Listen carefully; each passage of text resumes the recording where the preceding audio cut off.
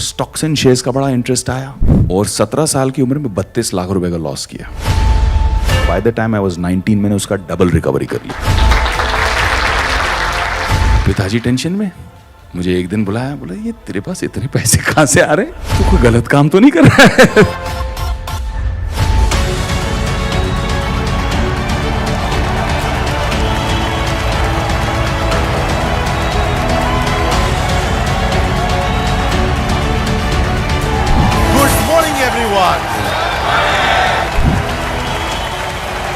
Thank you for all the love. तो आज यार थोड़ी बातें करेंगे, थोड़ी सी मैं आपको अपनी कहानी शेयर करूंगा।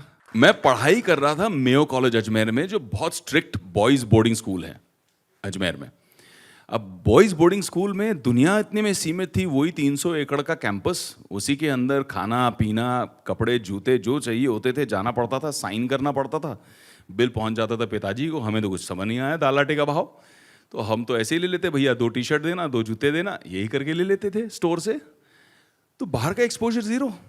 अच्छा, हम निपटा के जब बंबई पहुंचे, अब पिताजी के साथ मैंने आने के बाद कहा कि पॉकेट मनी क्या होनी चाहिए।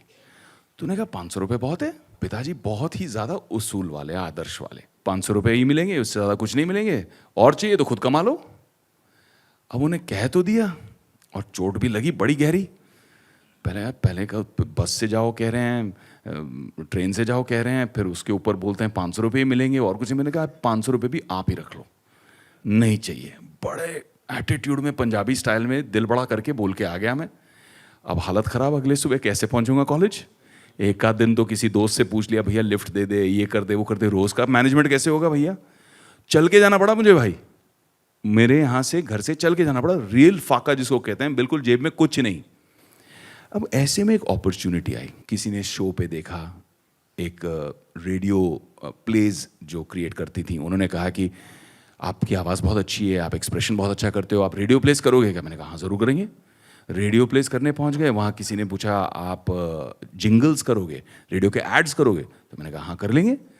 फिर किसी ने वहाँ से पूछा बड़ी अंग्रेज़ी फिल्में और सीरीज़ हिंदुस्तान आ रही हैं, आप उसकी हिंदी में डबिंग कर लोगे। मैंने कहा हाँ कर लेंगे। ये जिसने ये कहा उनका नाम था रॉनी स्क्रू वाला, जिन्होंने आगे चल के यूटीवी बनाई। और यूटीवी एक छोटी सी जगह होती थी जहाँ हम जाया करते थे, बेसमेंट के अंदर एक छोटा सा डबिंग स्टूडियो हुआ करता था। और जितनी आपकी पिक्चरें हैं जुरासिक पार्क से लेके देखो देखो बड़ी चिपकली, वो सारा हम जाके वहाँ पे हिंदी में डबिंग करते थे। और भाई ऐसा हुआ कि महीने का 40-50 हज़ार कमाने लग गया आपका भाई। और मैंने अपना खुद का अकाउंट खोला सेपरेट, और बैंक अकाउंट के साथ में एटीएम कार्ड लिया। उस ज़माने में एटीएम कार्ड मतलब वाह वाह, मतलब स्टाइल होता था। एटीएम कार्ड टेबल पे निकाल के रखने का अलग ही मतलब फील होती थी, क्या बात है। अब पिताजी टेंशन में मुझे एक दिन बुलाया, बोला ये तेरे पास इतने पैसे कहाँ से आ रहे हैं, तू कोई गलत काम तो नहीं कर रहा है तुम। और फिर उनको मैंने समझाया बताया। अब जब कैपिटल बनने लग गया, चैप्टर 2 12वीं में सब्जेक्ट चूज करना था, हमने बहुत सोचा बहुत समझा कि इकोनॉमिक्स करना चाहिए। क्यों इकोनॉमिक्स करना चाहिए? क्योंकि पूरे कॉलेज में सबसे खूबसूरत टीचर इकोनॉमिक्स की है। हम पहुंच गए इकोनॉमिक्स करने, पर एक्चुअल रुचि आई। लड़की का नाम रुचि नहीं था, एक्चुअल इंटरेस्ट आया कि किस तरह से इकोनॉमिक्स वर्क करता है। जहां हम रोज वड़ा पाव चाय पीने जाते थे, सदा नाम था उसकी, छोटी सी पान बीड़ी की दुकान थी, उसके बगल में हरी भाई थे जिनकी चाय वड़ा पाव की दुकान थी। उनसे हम पूछने लगे भैया आप कैसे करते हो बिजनेस बताओ। और जो अंदर क्लासरूम में सीख रहे थे उसको हमने इनके बिजनेस में अप्लाई करना शुरू कर दिया कि कितना किताबी है और कितना प्रैक्टिकल। तो स्टॉक कैसे करते हैं, कैश फ्लो का मैनेजमेंट कैसे करते हैं, ये सारी चीजें वहां से सीखी। और देखते ही देखते माइक्रो फाइनेंस शुरू कर दिया। यानी कि कॉलेज के जितने लोग थे उनके बिजनेस मॉडल को समझना। कोई डोसा वाला है, तो कोई वड़ा पाव वाला है, कोई चाय वाला है, कोई सैंडविच वाला है, किसी की पान बीड़ी की दुकान है। इन सब का मॉडल समझ के इनको फाइनेंस करना और एक हेल्थी वे में प्रॉफिट शेयर लेना, ना कि उस जमाने में जो होता था 7-8% पर मंथ चार्ज करते थे इनफॉर्मल फाइनेंसिंग, क्योंकि फॉर्मल फाइनेंसिंग तो थी नहीं, बैंकिंग थी नहीं। तो एक टाइम ऐसा आया जब तक मैं ग्रेजुएट हुआ कि जो पूरे कॉलेजेस के सामने जितनी दुकानें थी सबके साथ मेरा अकाउंट चलता था, सबके साथ मेरी फाइनेंसिंग चलती थी और सबके साथ बाइक खाता बना के रखा था। यहां से ऑलवेज फॉरवर्ड प्रोग्रेशन कि क्या नेक्स्ट, क्या है, व्हाट नेक्स्ट। और व्हाट नेक्स्ट में जापान का एक बहुत सुंदर शब्द है भाई, काइजेन, कांस्टेंट इंप्रूवमेंट, कि आगे क्या और क्या बेटर और क्या बेटर हो सकता है। लाला जी की तरह रिलैक्स नहीं करना हमको कि भाई हो गया, चलो ठीक है, सब चल रहा है, अब छेड़ो मत। आगे क्या, नेक्स्ट क्या, ग्रोथ कैसे होगी। उस ग्रोथ की फिराक में आगे बढ़े। स्टॉक्स एंड शेयर्स का बड़ा इंटरेस्ट आया, स्टॉक लगाया, लोगों के कहने पे टिप विप किए और 17 साल की उम्र में 32 लाख रुपए का लॉस किया। ऐसा लग रहा था हाय हाय, वो फिल्मों में चूड़ियां उड़ियां तोड़ते ना, वैसे लग रहा था मुझे कि ये क्या हो गया, मेरा पूरा कैपिटल इरोड हो गया भैया। जितनी मेहनत करके इतना कुछ किया था, क्रिएट कमाया था, इतना मल्टीप्लाई किया था, वो सब खत्म हो गया। I lost a lot of money.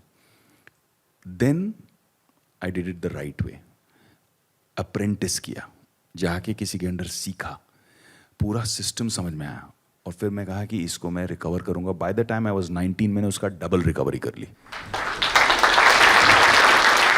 Commodities में जाके काम किया, बट इस टाइम सोच समझ के पहले जाके अप्रेंटिसशिप की, कोई ईगो नहीं, नौकरी की तरह जाके वहां पे मेहनत की, समझा, सीखा, फिर कमोडिटीज का मार्केट समझ के उसमें कैसे कमाया।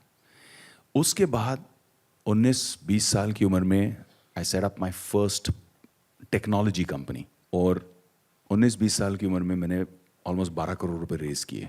तो ग्रोथ इस तरह से हुई लाइफ में।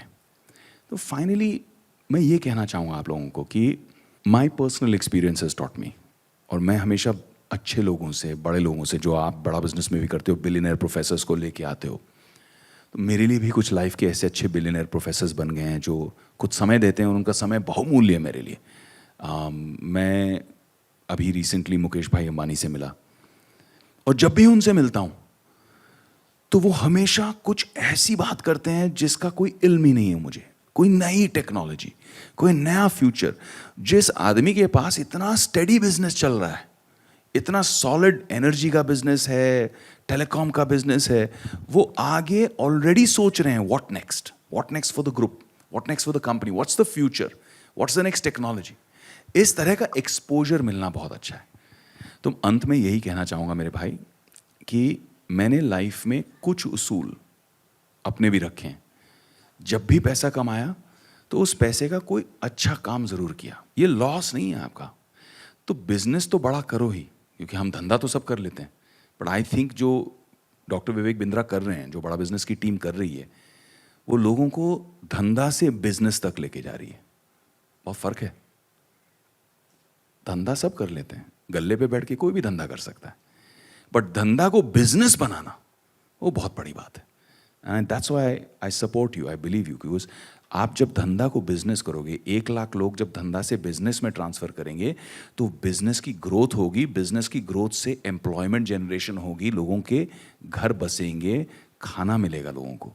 तो it's actually a huge contribution to society. मैं हमेशा आपको यही कहता हूँ कि नए भारत का, नव भारत का जो निर्माण हो रहा है, उसमें आप बहुत बड़ा एक योगदान कर रहे हो, and I am very proud of you for that.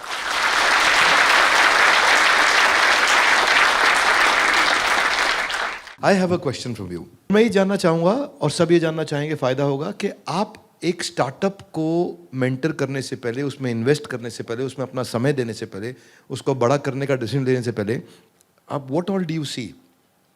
क्या 5-7 चीज़ों का ध्यान रखते हैं कि यार ये अगर कंपनी में होगा तो मैं उसमें आने को तैयार हूँ और उसको बड़ा करूँगा? बहुत बहुत बढ़िया सवाल है। तो कोई भी बिजनेस, चाहे वो स्टार्टअप कंपनीज हो, चाहे वो ट्रेडिशनल फैमिली ओन्ड बिजनेसेस हों जो 2 साल, 3 जनरेशन, 4 जनरेशन चलते आई हैं, जिनको हम पब्लिक ले गए हैं, IPO ले गए हैं, कोई भी बिजनेसेस में कुछ चीज़ें मेरे लिए बहुत मायने रखती हैं। फर्स्ट कट, तह तक जाना तो बाद में होता ही है, हर चीज़ की आप डिटेल्स देखते हैं, आप अकाउंट्स देखते हैं, एनालिसिस करते हैं, बट जो इनिशियल चीज़ें हैं, जो इमीडिएट इंपॉर्टेंट चीज़ें हैं, फर्स्ट कट, सुपरफिशियल लेवल पे, पहला और सबसे अहम, फाउंडर कौन है, बिजनेस चला कौन रहा है, उसका माइंडसेट क्या है, उसकी स्टेबिलिटी क्या है, उसका बिहेवियर कैसा है, समझने की कोशिश करते हैं। क्योंकि जब आपसे कोई मिलता है बिजनेस के लिए तो वो आपका बेस्ट बिहेवियर ही प्रेजेंट करता है, लेकिन उसके बारे में लोग क्या कहते हैं, मार्केट क्या कहता है, सप्लायर्स क्या कहते हैं, उसके वेंडर्स क्या कहते हैं, हम उसकी पहले एनालिसिस निकाल लेते हैं कि how is his credibility, mindset कैसा है. तो first most important thing is आप अपने बिजनेस के खुद ब्रांड एम्बेसडर हो, यू आर दैट बिजनेस. तो आपको वो ईथॉस, वो माइंडसेट उसमें सिर्फ धंधे में नहीं अपने आप में भी मेंटेन करना है. इसीलिए आज टाटा ग्रुप की इतनी रिस्पेक्ट बनी रहती है, जबकि इतने सारे ऐसी फैमिली ओन्ड कंपनीज हैं भाई जो सेकेंड जनरेशन थर्ड जनरेशन तक खत्म हो जाती हैं, फिनिश हो जाती हैं, बट इन्होंने एक इथॉस मेंटेन रखा. तो first thing is the founder और the owner. Second thing is the environment. क्या ये सनराइज सेक्टर है या सनसेट?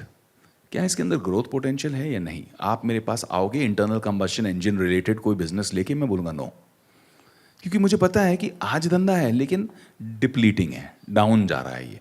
सनराइज क्या होगा, आप ईवी लेके आओगे, मैं बोला okay I am interested, because electric vehicles में पोटेंशियल अब बढ़ रहा है. So you look at whether the environment is right और नॉट.